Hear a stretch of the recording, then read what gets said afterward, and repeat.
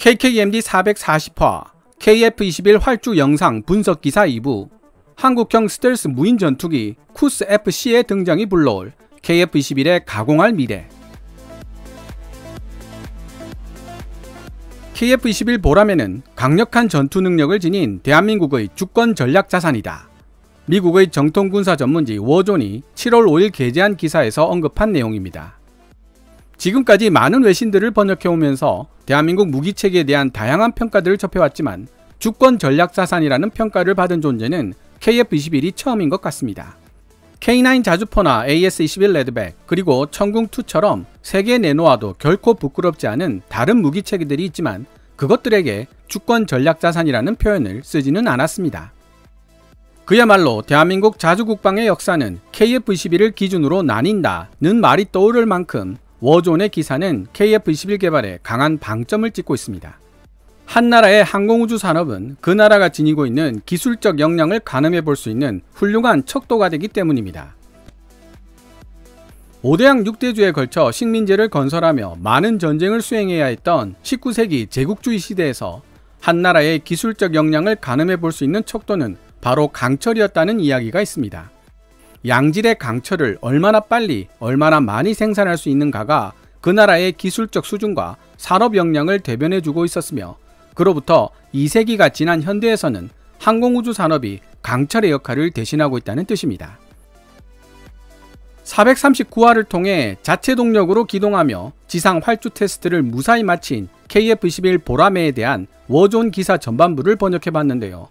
440화에서는 나머지 후반부를 번역해 보도록 하겠습니다. 혹시 KKMD를 처음 방문해 주신 시청자라면 439화부터 보고 오시는 것을 추천해 드립니다.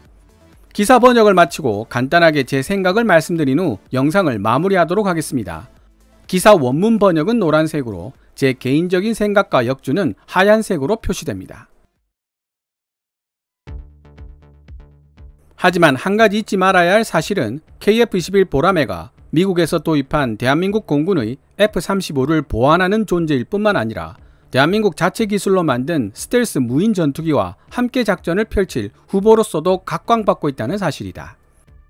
대한민국에 필요한 방산 물품 조달을 관리하는 방위사업청이 준비한 짧은 영상은 컴퓨터 그래픽을 사용하여 KF-21의 임무와 탑재 가능한 일부 무장에 대한 상세한 내용을 보여주고 있다.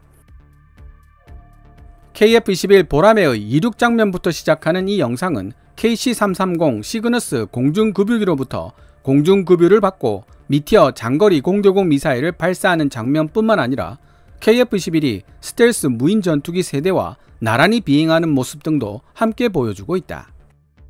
대한민국이 KF-21 복자식 파생형을 계획하고 있음에도 불구하고 흥미롭게도 방위사업청 영상에 등장한 KF-21은 단자식이다. 최소한 중국을 포함한 몇몇 나라에서 로열 윙맨 무인 드론 조종 임무를 맡아줄 파일럿이 추가로 탑승할 수 있도록 복자식 전투기를 선호하는 모습을 보여주고 있는데 작년에 등장한 중국의 스텔스 전투기 제20의 복자식 파생형 역시 무인 드론 운용을 염두에 두고 있음이 분명해 보인다. 방사청에서 배포한 KF-21 영상을 찬찬히 봤더니 쿠스 FC 스텔스 무인 드론 세대와 비행하고 있는 KF-21은 정말 조종사 한 명인 단자식이었습니다. 방사청이 실수를 한 것인지 아니면 의도한 것인지 알 수가 없는데요. 그렇다고 방사청에 물어볼 수 있는 방법도 없고 물어볼 방법이 있다고 해도 제 경험상 대답은 안 해줄 것 같습니다. 대한민국 현지 언론인 연합뉴스의 보도에 따르면 당시 방위사업청 관계자 중 한 명이 KF-21 프로젝트가 순조롭게 진행되어 우리 손으로 만든 전투기가 실전 배치된다면 언젠가 무인 전투기와 함께 임무를 수행하게 될 가능성이 있다고 말한 것으로 전해진다. 익명을 요구한 이 방사청 관계자는 무인 전투기가 등장할 가능성도 있다며 매우 조심스러운 태도를 취했지만 이는 다분히 의도적인 화법으로 대한민국이 스텔스 무인 전투기 프로그램을 개발하고 있다는 사실은 누구라도 알고 있는 비밀 아닌 비밀이다. 대한민국 방위사업청이 공개한 영상에 등장하는 세대의 스텔스 무인 전투기는 수직고리가 없는 전익기 형태로 만들어져 있으며 전 세계 여러 나라에서 개발되고 있는 다른 무인 전투기들과 유사하게 전방 동체 위에 엔진 흡입구가 위치되어 있다. 방위사업청 영상 속에서 묘사된 스텔스 무인 전투기가 실제 물건과 얼마나 똑같을지 현재로서는 알 수 없는 일이지만 이미 공개되어 있는 한국형 무인 전투기 설계와 광범위한 특징을 공유하고 있다는 점은 분명하다. 꽤 오랜 기간 동안 대한항공 항공우주사업본부는 스텔스 무인 전투기 개발 프로그램 쿠스FC에 전념해 왔으며 2015년에 쿠스FC를 축소시켜 만든 시제기 가오리-X로 테스트 비행을 시작했다. 전하는 바에 따르면 가오리-X는 쿠스FC의 스텔스 성능과 항공역학적 제어 능력 및 안정성 그리고 추진 컨셉을 테스트하는 데 사용되었다고 한다. 지난해 9월 대한민국 국방연구소 ADD는 2016년 시작했던 프로젝트의 성과로 대형 스텔스 무인 전투기를 양산할 수 있는 핵심 기술을 획득했다고 발표했다. 특히 국방과학연구소는 레이더파 흡수물질 RAM을 포함한 스텔스성 기체 구성 소재와 무인 전투기의 레이더 단면적을 줄이는 데 도움이 될 수 있는 비행 제어 알고리즘 또한 개발했다는 사실을 은연중에 드러내고 있다. 국방과학연구소는 여기 더해 지금까지 언급한 모든 기술들이 전익기형 무인 전투기에 통합되어 있다고 설명했다. 관련 보도들은 국방과학연구소의 이러한 노력이 대한항공 항공우주사업본부의 쿠스FC 프로그램과는 별개로 이루어진 것이기는 하지만 결국 쿠스FC 프로그램을 보완하는 요소가 될 것임을 시사하고 있다. 동시에 대한민국 정부는 협력팀의 일원으로서 KF-21 보라매 같은 유인 항공기를 무인 전투기와 긴밀하게 연계하여 운영하는 데 필요한 기술들도 함께 연구하고 있다. 2021년 10월 KF-21 프로그램을 주도하고 있는 한국항공우주산업 카이는 유무인 복합 시스템 일명 멈티를 빠른 속도로 개발하는 것을 내용으로 하는 340만 달러 한화 44억 규모의 계약을 방위사업청으로부터 수주했다고 발표했다. 2022년 12월까지 개발을 완료할 예정인 유무인 복합 프로젝트는 수리용과 소형 무장 헬기 LAH 등 대한민국 육군이 사용하는 군용 헬기와 아직 그 정체가 드러나지 않은 무인 드론으로 함께 수행될 합동작전을 지원하기 위해 우선적으로 사용될 예정이다. 한국인들이 세워놓고 있는 계획은 수리온이나 LAH에 탑승한 별도 인원이 임무를 지원하기 위해 무인 드론을 직접 조종하여 실시간으로 전장 영상을 확보한다는 것인데 대한민국에 배치되어 있는 미국산 아파치 공격 헬기와 그레이 이글 무인 드론이 이미 이러한 유무인 복합전 능력을 실현하고 있기 때문에 아마도 대한민국이 독자적으로 이 시스템을 개발하고자 하는 노력에 박차를 가하는 요인이 되었을 것이다. 현재 군용 헬기에 활용되고 있는 유무인 복합체계 멈티의 범위가 지금보다 확대된다면 그리 멀지 않은 미래에 KF-21과 무인 전투기를 하나의 유무인 복합체계로 통합하는 데도 충분히 적용될 수 있다. KF-21 보라매를 로열 윙맨으로 사용될 수 있는 스텔스 무인 전투기와 함께 운용하겠다는 생각은 지극히 합리적인 것이다. 이미 여러 차례 언급했듯이 KF-21 초기 양산형은 F-35처럼 우수한 스텔스 특성을 가지고 있지는 않다.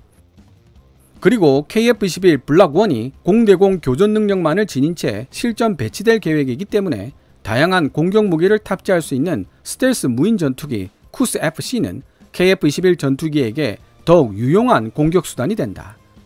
예를 들면 KF-21에 탑승한 파일럿에 의해 식별된 지상 목표물을 쿠스FC가 대신 은밀하게 타격하는 것도 가능해진다는 뜻이다.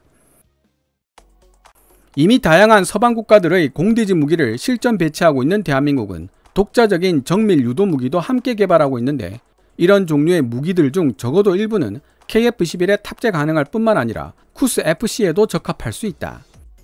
500파운드 MK-82 무유도 폭탄을 저렴한 비용으로 100km 떨어진 목표 지점까지 타격할 수 있는 유도 폭탄으로 변신시켜주는 KGGB 유도 키트와 400km의 사거리를 가질 것으로 예상되는 독일 타우루스 미사일의 축소판 KPD-350K2 공대지 순항 미사일이 여기에 포함된다.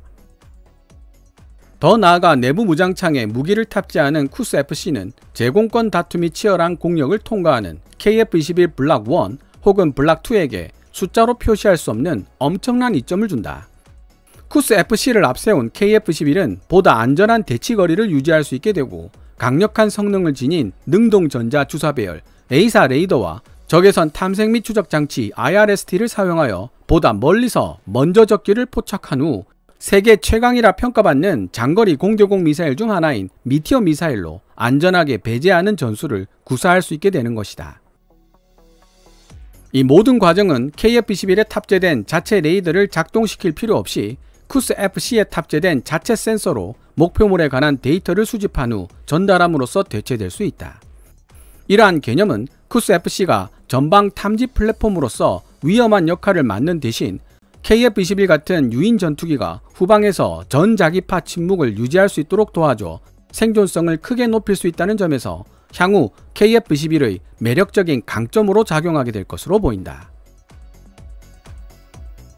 제 아무리 뛰어난 스텔스 능력을 갖추고 있는 F-35A라고 해도 탑재된 레이더를 켜는 순간 레이더파를 발산하게 되고, 이는 마치 사방이 트인 조용한 교실 한가운데서 큰 소리를 지르는 것과 마찬가지인 경우가 됩니다. 물론 최첨단 A사 레이더는 수많은 TR 모듈을 지니고 있기 때문에 임의의 주파수를 가진 여러 개의 전파를 조합하여 발사할 수 있으므로 자연적으로 발생하는 배경 전파와 구분되지 않도록 위장할 수 있는 능력을 지니고 있기는 합니다. 그렇다고 하더라도 마지막 순간까지 전파 침묵을 유지할 수 있다면 제공권 다툼이 치열한 공역에 진입할 때 훨씬 더 유리한 위치를 선점할 수 있게 되겠죠.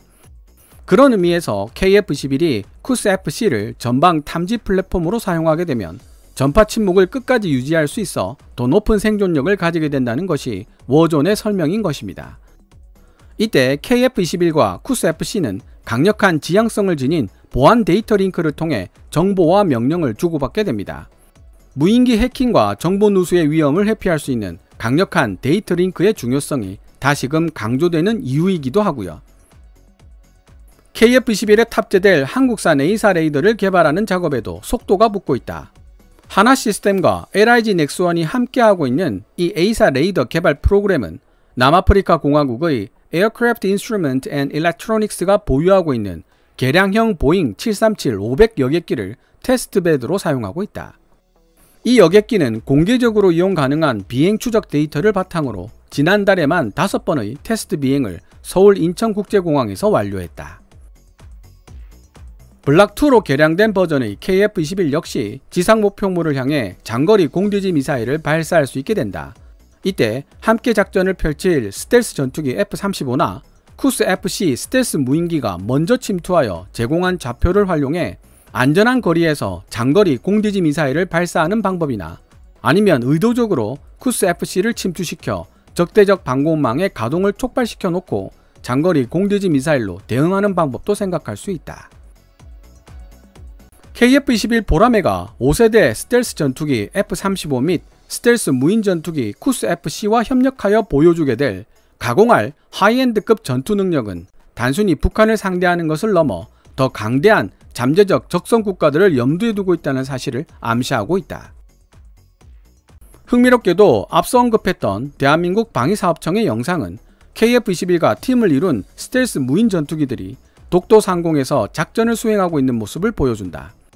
대한민국과 일본 사이에 위치하고 있는 독도는 오랜 영토 분쟁의 중심지일 뿐만 아니라 석유와 천연가스 같은 지하자원이 풍부하고 어장마저 풍요로워 두 나라가 서로 배타적인 소유권을 주장하고 있다. 대한민국은 북한뿐만 아니라 중국과 일본에게도 군사적으로 뒤처지지 않기 위해 앞으로도 계속 진보된 첨단 무기 체계를 조달해야 할 필요성에 직면하고 있다. 그런 의미에서 스텔스 무인 전투기 쿠스-FC와 함께 운용할 수 있는 KF-21 보라매 같은 강력한 전투 능력을 지닌 주권 전략 자산은 한국군에게 있어, 그 중에서도 특히 대한민국 공군에게 있어 없어서는 안 될, 아니 많으면 많을수록 더 좋은 다다익선의 존재가 된다. KF-21은 또한 수출 시장에서 특화된 틈새 시장을 찾을 수 있을 것으로 보인다. 99%의 확률로 KF-21은 F-35보다 훨씬 저렴한 운용 유지비를 자랑하는 동시에 F-35만큼 복잡하고 광범위한 지원 인프라도 필요하지 않을 것이다. 그뿐인가, KF-21 보라매는 F-35 합동 타격 전투기 프로그램에 부과되어 있는 엄격한 수출 제한이라는 족쇄도 피해가게 될 것이다. 전 세계적으로 많은 수의 공군들이 오랜 시간 F-16 바이퍼를 운용해 왔으며 교체해야 할 시기가 머지않았다는 점을 고려해 본다면 KF-21 보라매가 F-16의 뒤를 잇는 후속 기종으로 새로운 시장을 찾을 수 있을지 여부가 중요한데, 이는 전적으로 KF-21의 최종 도입비와 운용 유지비가 어느 선에서 정해질 것인가에 달려있다고 할 수 있다.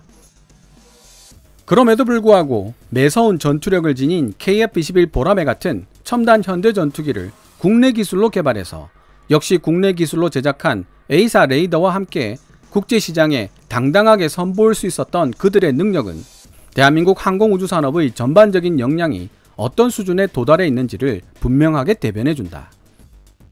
다시 한번 강조하지만 대한민국 정부가 지금까지 KF-21 보라매 개발에 대해 제시해왔던 일정은 생각처럼 달성되기 쉽지 않은 매우 야심찬 것이라고 할 수 있다.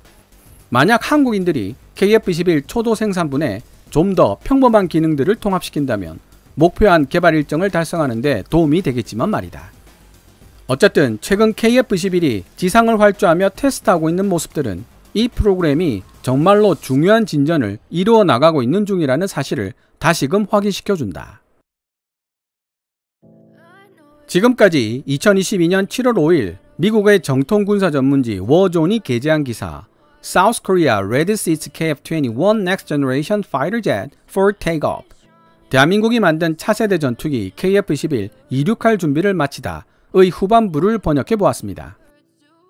이 기사를 통해 KF-21이 대한민국의 주권 전략 자산으로 지목되고 있는 이유를 살펴본다면 첫째, 현대전에서 승리하기 위해서는 제공권 확보가 무엇보다 중요한 요소가 되고 따라서 중국과 일본의 공군력을 상대할 수 있는 독자적 공중전력이 반드시 필요하다는 사실과 둘째, KF-21이라는 국산 플랫폼을 기반으로 하여 쿠스-FC나 각종 미사일 같은 다양한 자체 무장들을 개발해 나갈 수 있다는 사실을 그 이유로 들 수 있습니다.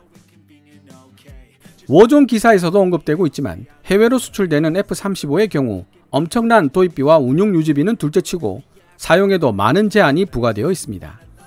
미국에서 매일 업데이트하는 암호 코드 하나만 막히더라도 F-35의 필수 기능들을 사용하지 못하게 될 정도입니다. 물론 미국 입장에서는 당연한 조치를 하고 있는 것이지만 도입하는 나라 입장에서는 여간 거추장스럽지 않습니다. 아랍에미리트도 주권적 사용이 어렵다는 이유로 F-35 대신 라파를 도입하기도 했을 정도니까요. 게다가 F-35는 일본 역시 주력으로 사용하게 될 기체이기도 합니다. 이런저런 이유로 우리가 필요할 때 마음대로 사용하고 마음대로 개량할 수 있는 기체는 KF-21입니다. 주권자산이라는 말이 나올 수 있는 첫 번째 이유죠. 미국의 군사 전문지 워존이 생각보다 훨씬 상세하게 쿠스-FC에 대한 자료와 활용법에 대해 알고 있어서 번역하면서도 과연 미국이다 라는 생각을 했는데요. 사실 스텔스 무인 전투기를 로열 윙맨으로 활용하겠다는 생각은 애초에 미국의 아이디어였으니 당연한 일일지도 모릅니다. 대한항공 항공우주사업부가 개발하고 있는 스텔스 무인 전투기 쿠스-FC는 미 해군이 제작한 스텔스 무인 전투 시제기 X-47B와 매우 흡사한 형태를 지니고 있는데요. 정작 미 해군은 스텔스 무인 전투기 X-47 개발 계획을 잠정 보류하고 대신 무인 공중급유기 MQ-25 스팅레이를 먼저 도입하고 있습니다. 참고로 말씀드리자면 MQ-25 스팅레이는 스텔스 무인기가 아닙니다. 외신을 통해 읽은 내용으로는 스텔스 무인 전투기를 도입하려는 미 해군 수뇌부의 시도에 대해 해군 파일럿들이 아직 시기적으로 이르다며 반대 의사를 강력하게 표현했기 때문이라는 설도 있습니다. 그러고 보니 영화 탑건 매버릭에서 미 해군 파일럿인 매버릭이 상관인 해군 소장에게 이런 대사를 말했던 것이 기억나네요. 언젠가 모든 전투기들이 무인 전투기로 대체될지도 모릅니다. 하지만 오늘은 아닙니다. 그러나 대한민국은 오늘도 열심히 KF-21과 유무인 복합체계팀을 구성할 쿠스-FC를 개발하고 있는 중입니다. KF-21이 쿠스-FC를 어떻게 활용할 수 있는지에 대해서는 이미 기사 번역을 통해 자세히 설명드렸기 때문에 다시 언급하지는 않겠습니다. 어쨌든 이러한 유무인 복합체계도 국산 전투기 플랫폼 KF-21이 있어야 가능한 일이기에 주권 자산이라는 말이 나올 수 있는 두 번째 이유가 됩니다.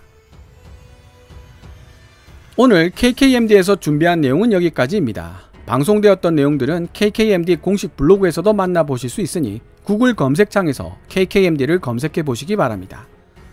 KKMD는 여러분들께서 챙겨봐 주시는 광고 수익으로 운영되고 있습니다.